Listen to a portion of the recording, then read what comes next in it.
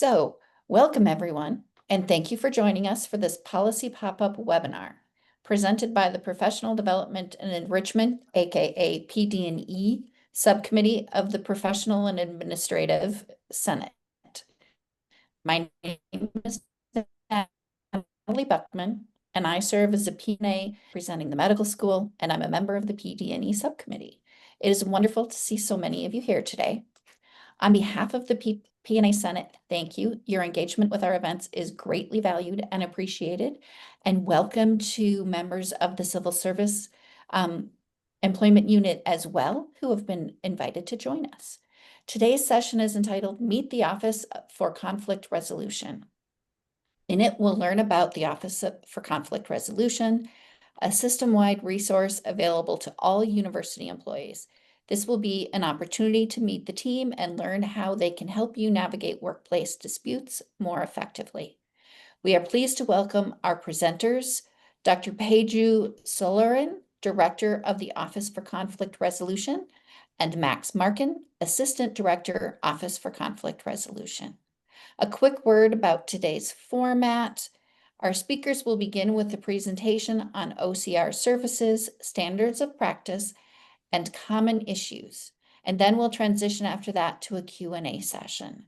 Please use the Q&A feature to submit your questions for the presenters at any time during the webinar. Do not use the chat to ask questions. If you have any technical issues, you can message Jenny Warner, another member of our committee, directly via the chat.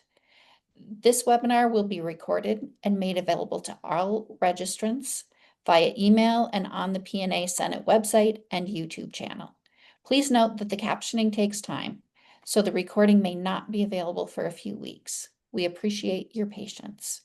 Now, without further delay, I'll hand things off to Dr. Solorin and Max Martin.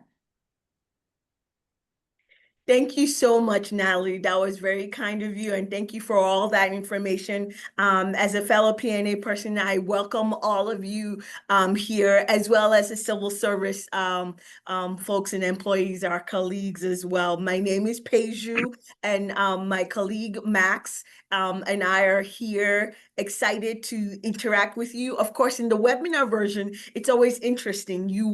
There are over almost 130 of you, and that's exciting, but we can't see any of you. I'm not sure if you're able to interact with us via the chat. I know that there are questions there, or Natalie just mentioned something about that, but if you want to, we welcome that as well. Our sessions are usually designed to be interactive. Great, thank you, Luke. I love it. And I love that you have 3 names, Luke. Luke Ferling Porter. You can interact with us during chat, so I can see some of that. Max may not be able to see that as Max is sharing the screen, but we're gonna be looking, normally we design this to be as interactive as possible, and we'll see what this format will provide us with this morning. I hope you are all doing well, and you're all ready to engage with us in ways that we would like to engage with you. And that's usually something that we are always curious about. What is conflict? What is our name? The Office for Conflict Resolution. It's a big name. What does that mean? It might mean that things need to be on fire or blown up before you come to us. No, not at all. And I hope our introduction and us meeting together in this interesting format indirect will allow you to know that we are a resource that is available to you to support you in more ways than you might actually realize. Max, thank you for sharing your screen and for being here and us doing this together. Why don't you take it away, please? Well, thank you, Peju, and hello to everyone. Thanks for joining us today. Happy to be here. We're gonna, as Natalie mentioned in the introduction, we're going to start out by just providing an overview of our office and what we do. So we're a unit of the Office for Equity and Diversity, and we support U of M employees who are experiencing conflict in the workplace. And we'll talk a little bit more about what that looks like and what we try to do in supporting folks in dealing with conflict. We are a system-wide resource, so we serve all 5 campuses plus the extension and various other programs and centers that have university employees. If there's an eligible university employee, then we are available as a resource. And when I say eligible university employee, basically that's any non-union employees or non-labor represented employees. The exception to that currently is a pilot project that allows us to offer informal services to the faculty on the Duluth campus who are unionized. Otherwise, we serve all non-labor employees. And we'll talk a little bit about why that limitation exists shortly. First, we have these standards of practice. These are standards that we've adopted from the International Ombuds Association, and they're features or standards that make our work somewhat unique. While we've adopted these from the International Ombuds Association, we consider ourselves an ombuds adjacent service. Much of the informal work that we do is aligned with the definition of an ombud, organizational ombuds and work that ombuds do. But we're not strictly an ombuds office, and we're not labeled as such. That said, Max, go ahead, I will even Paige. Yeah. add to what is an ombuds, all these things, these tenets, the standards that you see, being independent, being impartial, being informal, oh, excuse me 1 second. Being informal, I can talk and do this. My battery was telling me the energy saver is on. Being informal and being confidential. That's what an ombuds is. And essentially what an ombuds person is, it might be organizational. It's often organizational. So for example, the university or say IBM will have someone on staff who is different from human resources. That's something that's also key, different and impartial and independent of human resources, checking in on organizational climate, well-being, and the productiveness of the workplace. That's, they may or may not conduct investigations, but the traditional one often are these things: independent, impartial, informal, and confidential. So if you hear the term ombuds, it's basically someone who's making sure that your workplace is productive and healthy and respectful. They surface up things to ensure that and help and support in that way. So we are ombuds-like, ombuds adjacent, as Max has shared, but we're also different. We have other things that allow us to be somewhat different in that way, but we use these to help people understand what we do so that they can feel it can be clear and they can feel supported. Thanks, Peju. Yeah, and I guess we'll just explore what these standards mean a little bit. They're interrelated. They really support each other. The independence is significant. I think that while we are a unit of equity and diversity, we're a very small unit. We're both here with you today.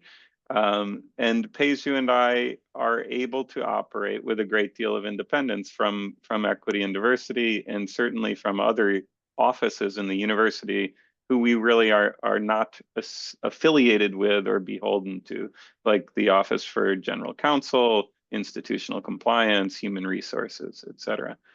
And that independence supports our ability to maintain impartiality when we're working with employees. Our impartiality implies that while we have an interest in facilitating a fair process, a process with integrity, we don't have a stake in the outcome. We're here to help facilitate constructive outcomes as the parties see that to be. That plays into informality. In this case, by informal, we mean that we don't keep records. There's no need to sign an agreement to engage with our office. We don't conduct investigations as some other so some other more formal conflict resolution processes do, like equal opportunity in Title IX. We don't conduct investigations, and we don't make evaluative judgments about right or wrong doing.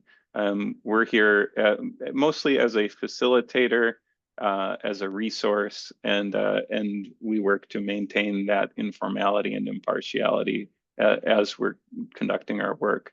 Though all three of those standards support our ability to maintain confidentiality. Confidentiality is a priority of our office, and we default to that with any communications that come through our office. We default to the assumption that those are to be confidential. And when we say confidential, that means that neither Peju and I are going to share information about those communications or interactions outside of our bubble without the explicit permission of the parties themselves.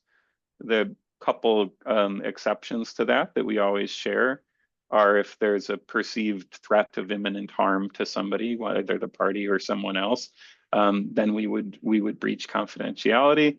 And additionally, there could be rare legal circumstances where we might be compelled to share information.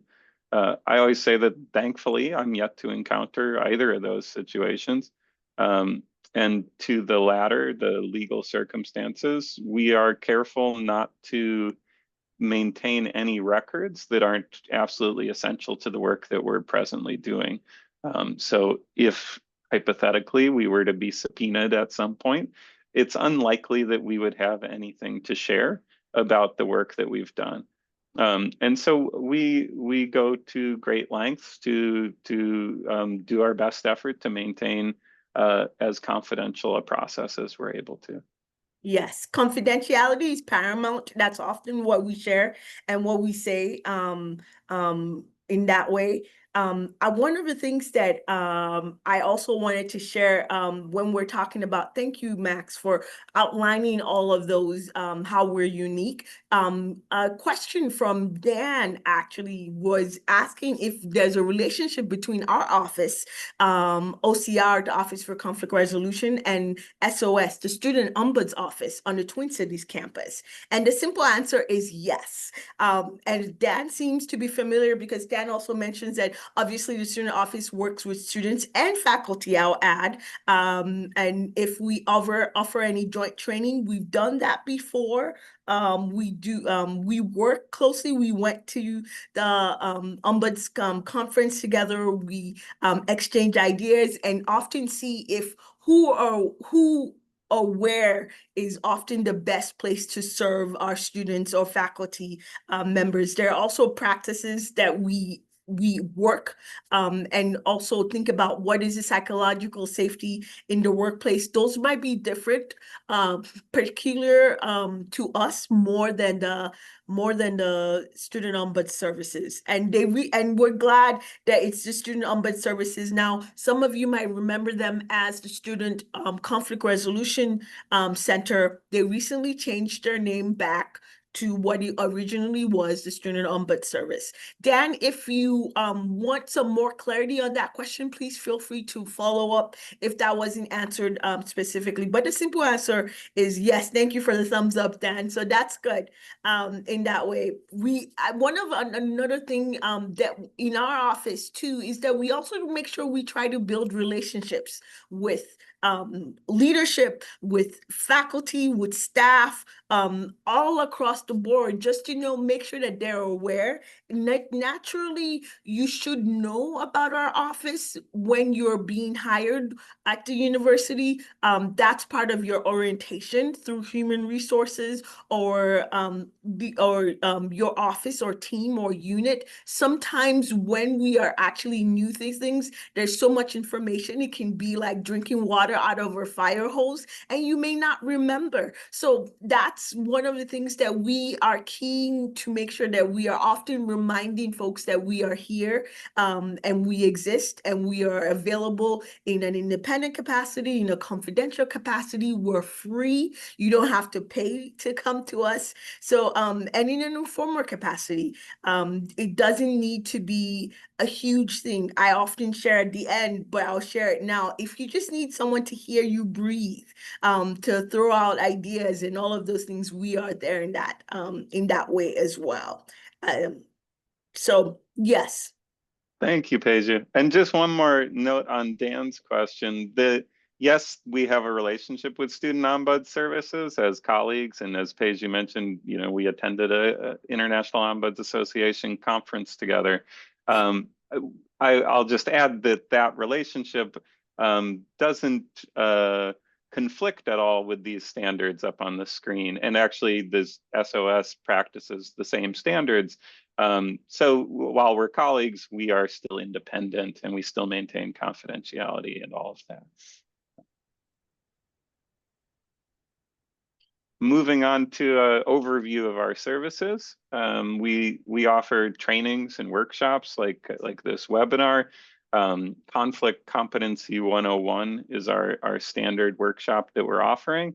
And we provide that on demand to units and offices across the university system.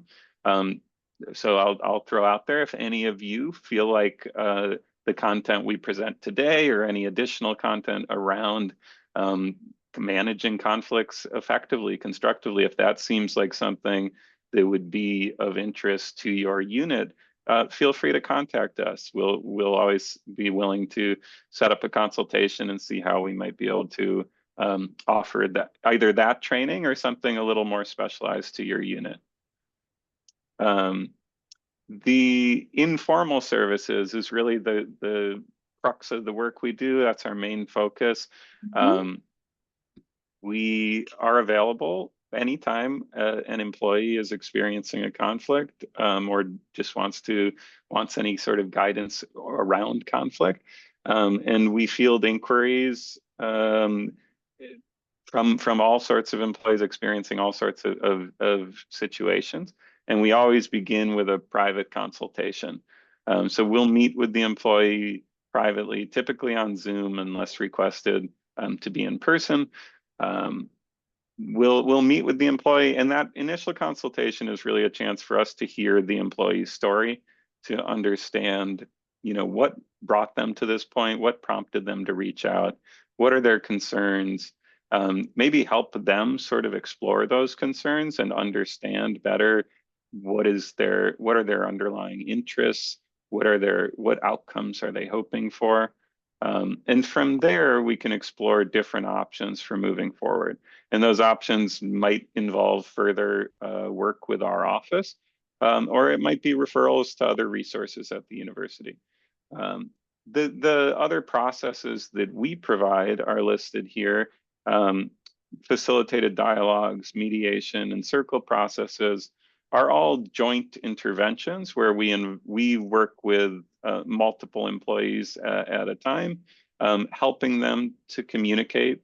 Generally, all of these serve the same goal of helping people to communicate well and promote mutual understanding, to understand each other's experience better, understand each other's interests.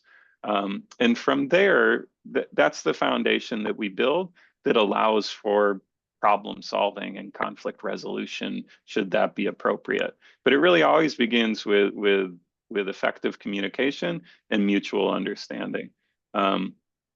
These different processes are variations on that theme. They're different structures that allow us to help people to do that. Facilitated dialogues are one of our more common joint interventions. Very useful if it's between 2 or 3 employees, maybe a small group, where we're balancing the communication, we're providing structure, and we're helping people do all those things I've been talking about, raise their concerns, address those with each other, and take each other's perspective better, mutual understanding. Mediation, Go ahead, Paige. Oh, you are going to go through all of these one by one. And I'll just add, as Max is going through all of these, just because you don't see anything noted on our informer services, think of us as your creative partner.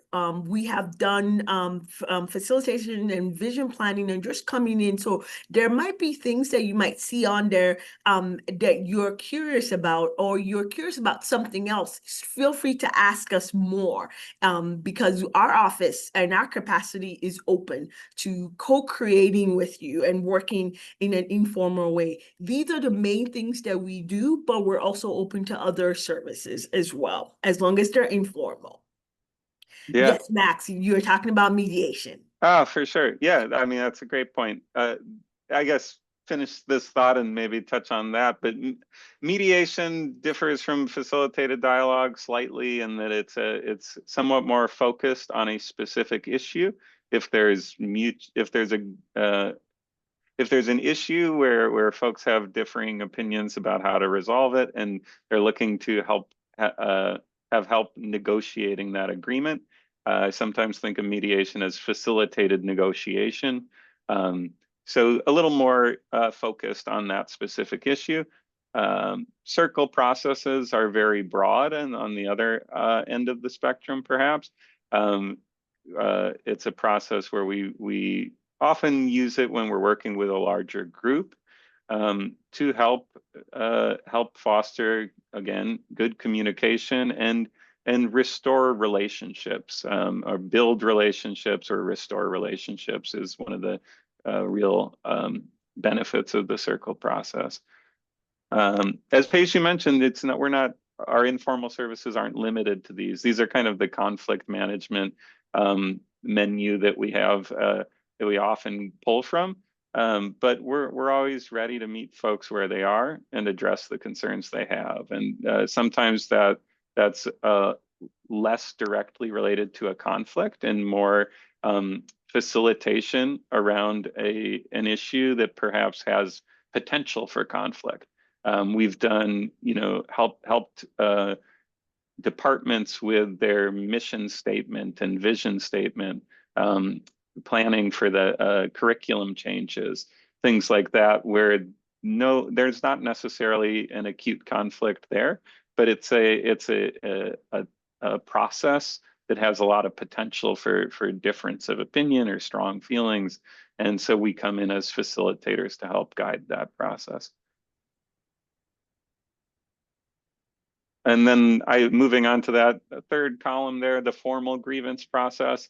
That's something that historically our office has managed, and we still have some relationship to, though with a policy and procedure changes that took place earlier this year, the formal grievance process, which historically was administered by OCR, is now handled by the grievance process manager. And just a little bit to contextualize the formal grievance process. Informal services, like I said, are available to folks regardless of what the concern is, really at any time they can reach out to us. The formal grievance process has some limitations, both with regard to subject and time. If informal services aren't successful, or the employee is not satisfied with the outcome that they've gotten through an informal service, then they may have the option to file a formal petition. If their concern is such that they believe there's been a violation of a written university rule or policy, and it falls within the time restrictions laid out in the conflict resolution policy, then they could file a petition. Briefly, those time restrictions are that they've reported their concern or made our office aware of their concern within 6 weeks of the occurrence of the occurrence of that violation of a rule or policy, and then from the time that they inform our office about it, which is typically that private consultation I've talked about earlier, from that time, they have 60 calendar days to attempt an informal process to resolve it. And if that's unsatisfactory to file their petition. Anything you want to add about the formal grievance process, Paige? You've done a good job with that, Max. I will say, the grievance process manager that we have a relationship there. Yes, historically, we used to administer this, but it's also important to know that even as we administer this, our office was never in a role to make that decision or investigate. We were just housing it and hosting it and having the process be available. Now we have the opportunity to delineate in a more clear way that we are not involved specifically. We do sort of facilitate the time restrictions and the requirements that are there. And when we're working with folks, we want as much as possible to see if things are engaged and done in an informal way, whatever that looks like specifically. There are external rare situations where someone might want to file a formal petition process, a grievance process, without going through our informal services. There is always requested, if it's possible, except if there are rare circumstances where facilitated dialogue is useful, where one might explore something differently that they might not have. Of course, if it's not satisfactory, we allow, it's up to you. I will also share that the formal petition process and grievance process is time intensive. It's also up to our colleagues, our visitors who are coming to us to prove that there is a university policy procedure or rule that has been violated. So that onus is there. It may also be that something's being violated, but it's not a university policy or rule. So that's where we come in and we want to guide you along the way in that. If there are any more questions, this is usually something that we find that we want to help and guide people through. It never, when we're sharing some of these, just the main thing to take away is that we have informal services and there is a formal service that is outside of us, but connected to us. So that's how I will leave it there. Often there isn't that much more to go on unless you're in it and you need specifics. I have a question here. Hi, Liz. Thank you for being here. And Liz is curious, what are 1 to 2 big things that we've learned while doing this work? Liz believes that this will be helpful for others to know. I think for myself, one of the things is that patience. I've always thought about this specifically in that way to do the work, but patience with the people that we're working with and with the parties, and even as they're finding themselves on opposite sides of the spectrum. Patience with the process, patience with emotion, patience with what is possible. Max, what do you think? Yeah, and thanks for the question, Liz. I suppose there could be more than one Liz Thompson in the university, but if you're the Yes. Liz Thompson that I know, hello, nice to hear from you. It's a great question, and I like Paige's response, the importance of patience, for sure. That's something that I agree with and value. What came to mind for me is, I mean, I think on its most basic level, it's a form of empathy, but the perspective taking that we're encouraging our clients to do in conflict resolution is something that I reflect on in my own life when I find myself involved in some sort of dispute. And it sounds really broad, I guess. It is really broad, empathy. The way that I'm thinking about it recently is I kind of 2 points. One, I share later in our presentation sometimes, which is to remind ourselves that no one thinks that they're being irrational. So if I'm finding myself being judgmental of somebody or having strong feelings about something somebody else is doing, reminding myself that from their point of view, it makes sense. And so that leads to all kinds of openings for curiosity about about the other person's experience, and then from there, how we might engage in a better way. And then also recently, I've been thinking a lot about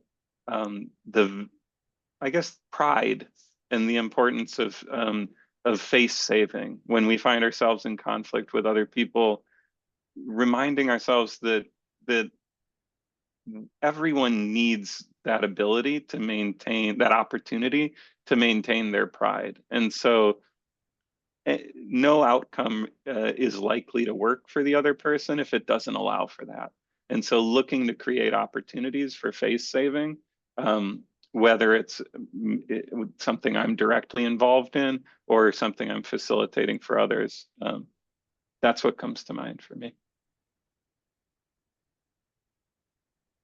Yes, why don't we move on? I want to make sure that we get through all of these information and what people are always excited about. Are we excited really? But it is the human experience. What is conflict? What do we think conflict might be? The question that we're going to be asking you shortly is also what is what comes up for you? What word, phrase, or expression comes up for you when it comes to workplace conflict? Max and I have our ideas, thoughts, and theories and concepts and experience with what conflict is. It's in the name of the office where we serve. So curious if you thank you, Max, for putting that in the chat. The link is in the chat, everyone. Or if it's might have, I'm not sure if it went to everyone, but I imagine that Oh, will get it. That's fine, thank you, Max. Alex. We have Yep. Alex there making sure. So we have this great P&A Senate team helping us with that. But you know, the question, what is the first word that comes to your mind when you think about workplace conflict? How do you feel about the word conflict or the experience itself? We have quite, I'm excited about having quite the number of folks here that are getting in. Some people are putting it in the chat. Dan Oh, has said, sorry, folks. It looks like I needed to start the poll. So if you revisit that link or refresh, then you ought to be able to enter your answer in yes. Slido, and we'll see the responses come up here. I'm not used to needing to start the poll. Apologies there. Yeah. We got so thank you, Liz. Yeah, now they're coming in. Zabel. I hope you found a place to put the word in, Liz Zabel. Zabel, I hope I'm saying that right. Dan did say retaliation. Yep, thank you, Liz. Liz says they're good now. A lot of that is coming in. I'm looking to see what over 100 responses is going to look Yeah, like. exciting to do this Um, activity with such a large group. Often the responses are But trickling in a little we've slower. also had people put something in the chat about retaliation. We might see retaliation in there. It's there now. Great. And some people are putting in the Q&A that it's very stressful and upsetting. So looking at that, particularly frustrating. In that, thank you, folks. Thank you. We're appreciating just your engagement with this. We're seeing tension and disagreement, power differentials. Thank you for that. It's true. There is that reality. I'm also loving the way Slido is using different colors to put things there. Green doesn't mean go. Normally I think of green and some colors as being go. So is tension a go or not? Disagreement. So I'm curious what these colors are signifying. We're having about 50, almost 60 tentative to reach out to leadership. I like that. Stubbornness, differing viewpoints. I always was, I'm always curious when we have larger folks in here, what would the number look like? There's some neither good or bad. What's that word? Indifferent, not indifferent, but just terms that are neutral. So different viewpoints and impasse. Stakes. What are the stakes? I love that someone put in vision. Um, uh, Workplace conflict, an opportunity to vision out. Someone put pride in there, Max, when you were talking about just pride, specifically. It seems like we have a pause. We'll give it some 30 seconds in case few people want to come in. We know we have over 120 participants, and we only have about half that, if that. But I like that there's disrespect. I'm loving the ideas and the thoughts that are here. Opportunity, value. I'm sure some of you are wondering, what is Peju thinking? There's so many other words like exhaustion, stress, anger, anxiety, a grudge, tiring. Why is Peju? Why is Z not using that? But I'm mostly wanting us to also just think about the ways that we can actually understand conflict. There is that word there, unsafe. Conflict can make you feel unsafe, but it can also allow you to think of opportunity. It can also allow you to vision. It can also allow you to think about, even though there's disrespect, what about respect? A difference of opinion, allowing you to be curious if you're in that difference of opinion. Upon reflection, I love it. Thank you, Perry. Upon reflection, I also think about the word necessary. Perry, you're onto something here. I would not disagree with you. After all, I am in the Office of Conflict Resolution. It is something, our office is valuable, and we hope a necessary resource for all of us at the university to work through things, to vision through things as well. Thank you for that. We should probably, any last minute thoughts there about workplace conflict and what we're thinking? Anyone wants to add anything there? 10 seconds in the chat or in the poll, what we are seeing here. And oh, I love it. People are just sharing anyways. This may never end. Conflict is inevitable, Max. That is something that is in one of our slides, or just a word that we use often. So necessary, like Perry was sharing, and it's inevitable. Taking sides, that can be stressful, that can be frustrating, discomfort. That's something we see often. So we'll pause here. If people want to still put things in, we are not going to stop you from doing that, as I see someone is still, but one of the things that we highlight is what most of us are saying, that it's tension. There's tension there. And why is that? Sometimes we might get the word uncomfortable. That might be similar to discomfort. Mistrust is also in there. Thank you again for putting that in the Slido, and also putting things in the chat as we think about. So what do Max and Peju think about? What does the Office for Conflict Resolution think about workplace conflict? Max, curious. Yeah, thank you, Peju. And I love seeing all the different responses coming in. A new one that I have to highlight is ugh. Ugh. It's a visceral reaction. Yes. Ugh. And another one that came in, Max, was bitter. That is, we see toxic, but bitter, that is saying a lot. Yeah. Yeah. And tension was the biggest word. So the most Yes. responses for tension. True. Our definition that we offer of conflict is very broad. And we define conflict, we think about conflict as differences between people. Sometimes I add interdependent people who have some shared need. Differences between people in any way. Here are some examples, but differences that cause some kind of felt friction or tension between those people. And these little thought bubbles here offer some common sources of difference, but by no means are these comprehensive lists. So, you know, different interests, different perceptions, different ways of viewing the situation, different styles of communicating, experiences, beliefs, values, different priorities. Those are all things that can produce that tension or that friction. I love those two words. I think of them in tandem as metaphor for conflict.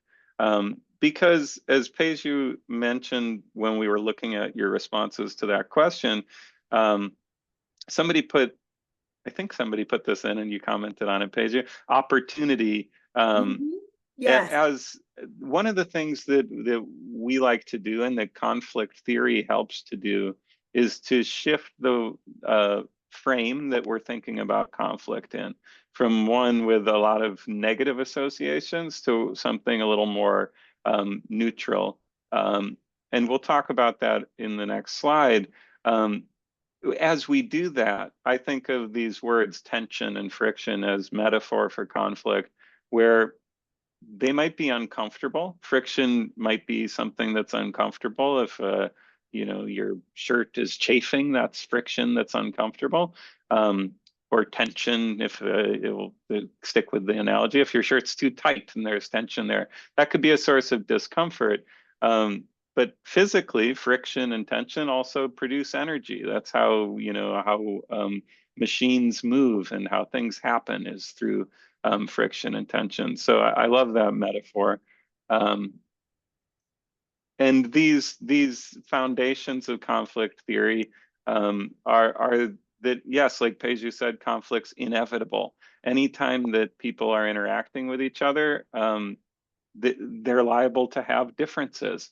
And so conflict will come up when we work together.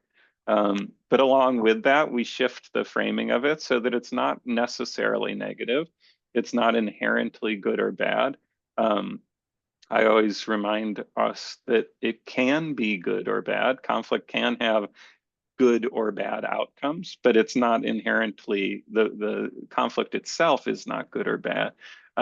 It can produce destructive outcomes, though. I think of violence as being on the far end of that spectrum of, you know, really destructive, undesirable outcomes of conflict.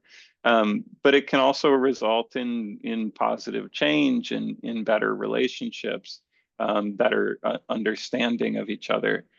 So it has this constructive potential as well. And then finally, and key here is that the ways that we engage with conflict, the processes that we engage with it through, and the approaches that we employ in approaching conflict, those impact that outcome. And so conflict has this potential for good or bad outcomes, and we can influence that through the way that we deal with our conflicts.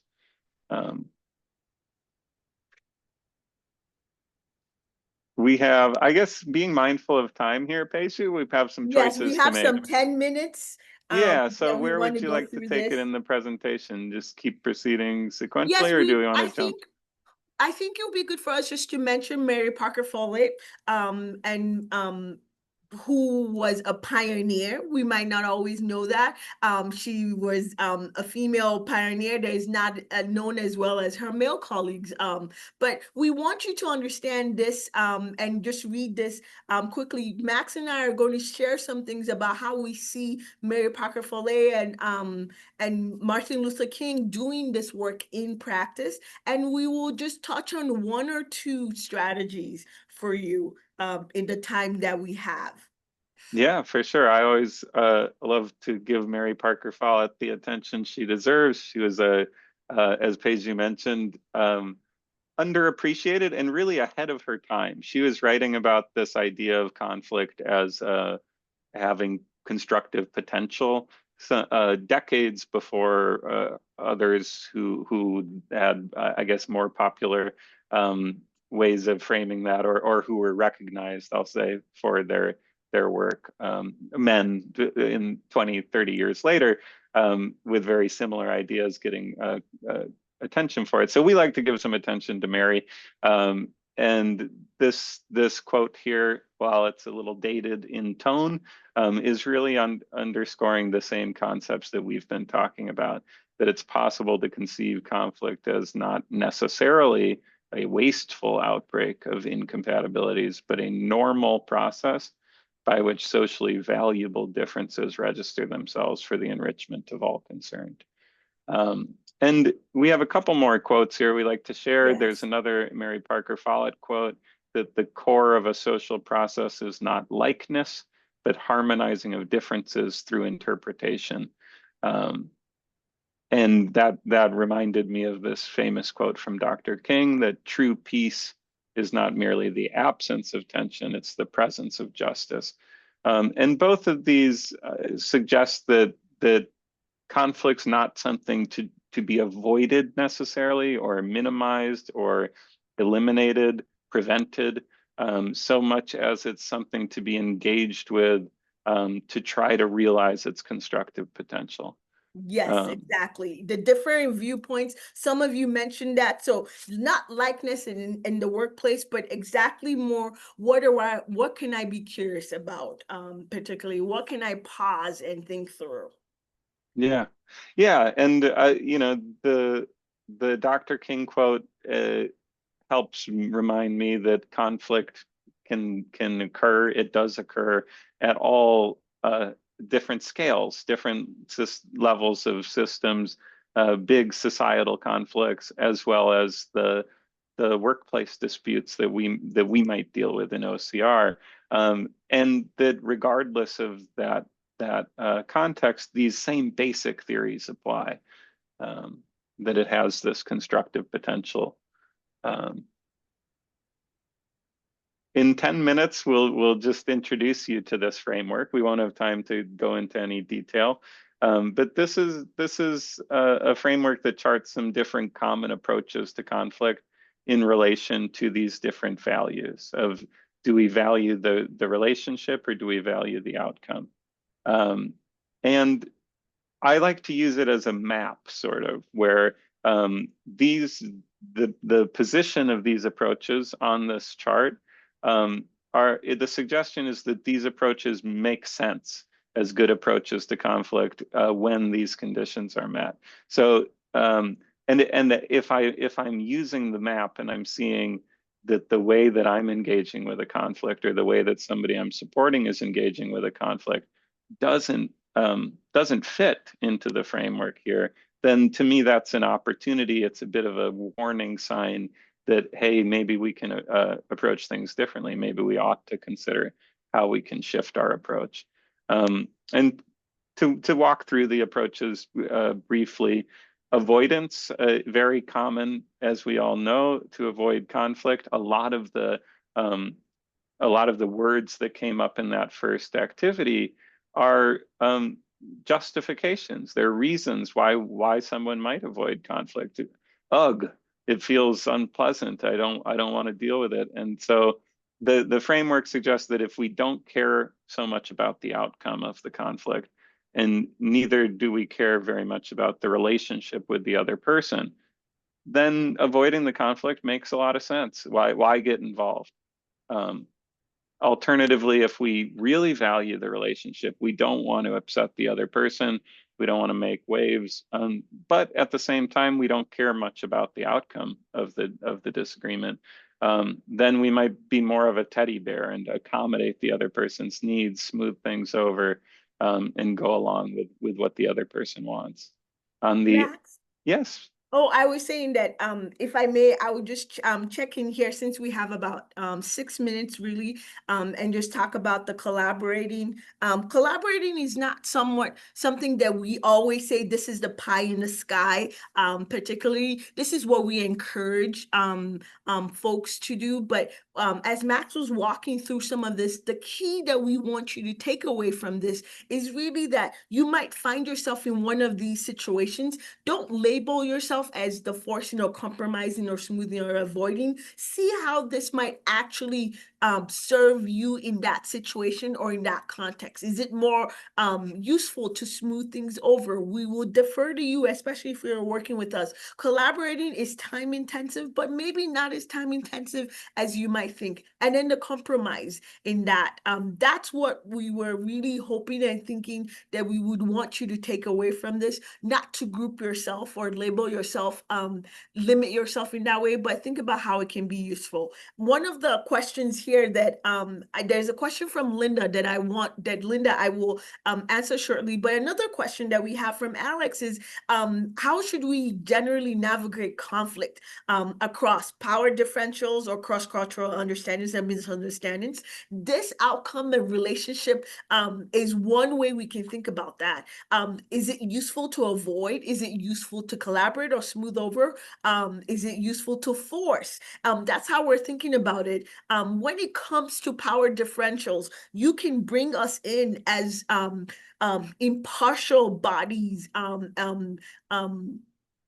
co-laborers to talk through some of that. That's one way that can be useful. If you find yourself specifically in that situation without resources, asking questions respectfully is also one way we can say, hey, I'm not sure what's going on here, but I would need some clarity. Being curious about that situation, looking at it as an opportunity to gain more information and to manage through the power differentials. When it comes to cross-cultural differences and misunderstanding, collaboration is also another way. Forcing might not be the useful way to look at that, because you want to be open.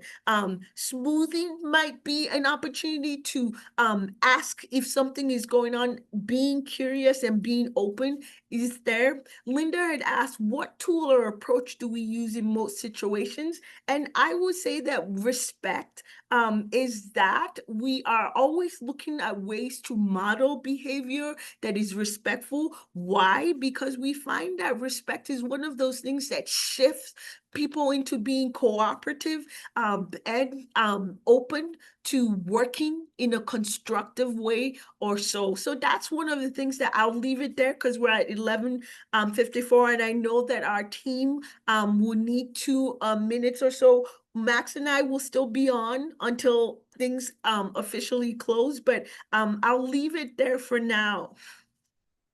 Yeah, for sure. Love that introduction of the idea of power there. That's probably the most common variable that people bring up when they see this framework is either power or time. And those are both legitimate things that impact the approach that we're going to choose. And if we find ourselves using an approach that doesn't match what we value, we're avoiding a conflict when we actually do care about the outcome or we do care about the relationship. It might be because of those concerns of power or time, which then become opportunities. How can we shift those things? So I'll stop my screen share, and we can, I guess, invite any last minute questions or our also our P&A Senate folks, if they have any announcements they'd like to share. Alex, I don't see any questions that haven't been unanswered, but do we have any unanswered questions? We certainly Alex have is saying we time have for time a for- question or two. Yeah, Great. we haven't Perry, thank you. I'm glad you appreciate the graph. Sometimes we go in more in depth about how we use that the relationship and outcome. Margaret, it's great to see you. Thank you for being here. Thank you. I mean, I can't see you, but I see your name. So I appreciate you being here. We hope this has been useful. Again, we will stay on as needed. This is something that we also do when we finish something. We understand that sometimes thank you, Erica, you're welcome. We understand that sometimes the forum or the format doesn't allow people to engage formally or privately. We're going to put, can you put Alex, OCR at umn.edu for folks just to see. So OCR at umn.edu. Yeah, and thank you, Paige. I was going to ask the same. Alex put the website in there, ocr.umn.edu, which you can contact us through that or just send us an email directly. ocr@umn.edu. We're here People are when you being need so us. kind. Yes, Yeah. people are being so kind. Molly, you, Steve. Kelly, thank you. We are here to support. You use the word amazing. We hope that things are going well. Thank you. You're welcome, Sherry. Thank you, everyone, for engaging with us. Rosemary saying excellent presentation. You are too kind, Rosemary. We didn't even do as much as we would love to. So maybe we can connect with you in some ways. But Perry loved the quotes, Max. So that's to on how tension is necessary. It's easy to Excellent. forget. Yes. Yeah, and for those, like Paige, you said, we would have loved to go into more detail. Like I mentioned before, we offer this as a 90-minute or 2-hour workshop, Yes. and feel free to reach out if that's something that would work for your unit. You're welcome, Pamela. Missy, I appreciate the pride. That's something that Max and I have been having a conversation about. Another word that we use is to save face. Joan, you're welcome. Thank you for being here. Okay. Natalie might want to do the closing. Yeah, I'll come in with a closing now. And I'm so glad you got to have some interactivity at the end. Yeah. As we conclude today's webinar, I'd like to extend heartfelt thanks on behalf of the P&A Senate to our speakers for generously sharing their valuable wisdom. Your insights have helped us take meaningful steps towards fostering a more inclusive and collaborative workspace here at the university. Before we close out, we also strongly encourage you to consider serving on the P&A Senate. If you value programming like today's webinar, your participation and encouragement are essential to making them happen. If you're interested in learning more, visit the university website at usenate.umn.edu. We also value your feedback. Please complete our post-event evaluation, which we've been placing in the chat, and make sure you take the second one that was linked, and that you will also be receiving via email when the recording is ready.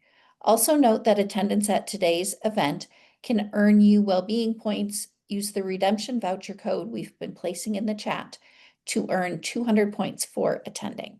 Lastly, please note that we have another event in just a couple of weeks. It's another policy pop-up with research integrity and compliance team on the ethics conducting of research. It will be on Tuesday, December 9th from noon to 1. Registration is open now, and we'll put that link in the comments again as well. Thank you all so much for attending. Enjoy the rest of your day. And thank you so much, Paige, you and Max. You're so welcome. Natalie, Jenny, and Alex, thank you so much for, it was great to have the invitation. It's been great working with you all. And thank you for the service behind the scenes from Jake and Steve as well. Yeah, thanks so much for having us.